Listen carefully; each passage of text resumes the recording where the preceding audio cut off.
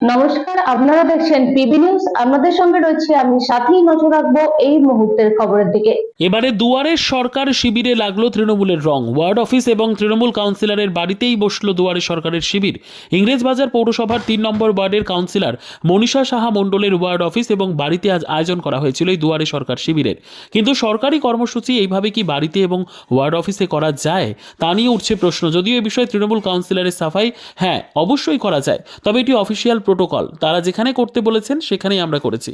আর এখানে আপত্তি করেছেন বিরোধীরা। ইংরেজবাজার পৌরসভার বিরোধী দলনেতা অম্লান ভাদুরীর বক্তব্য, নিরপেক্ষ জায়গায় হওয়া দরকার এই দুয়ারে সরকার শিবিরের, কারণ দুয়ারে সরকার শিবির সবার জন্য। সেখানে দাঁড়িয়ে বিরোধী দলের কোনো বাড়ির সদস্যের প্রয়োজন হলে তারা তো পার্টি অফিসে নাও যেতে পারেন।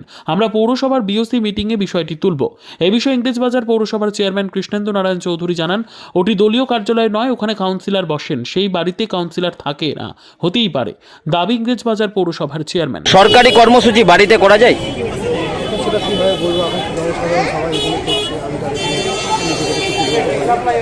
অ্যানাউন্স করে জানানো হয়েছিল নাকি যে এখানে হবে, মাইকিং করে?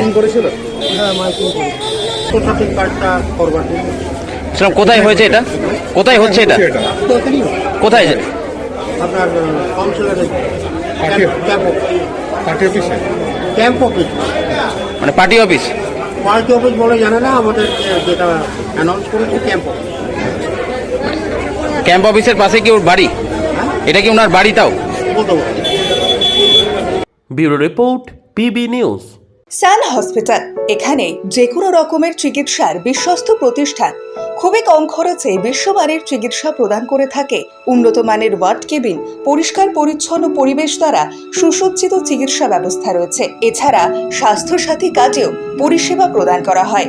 সুতরাং আজই যোগাযোগ করুন সান হসপিটালে।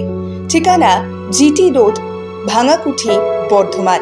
ফোন নাম্বার মনে রাখবেন 9434188262 অথবা 83730954222।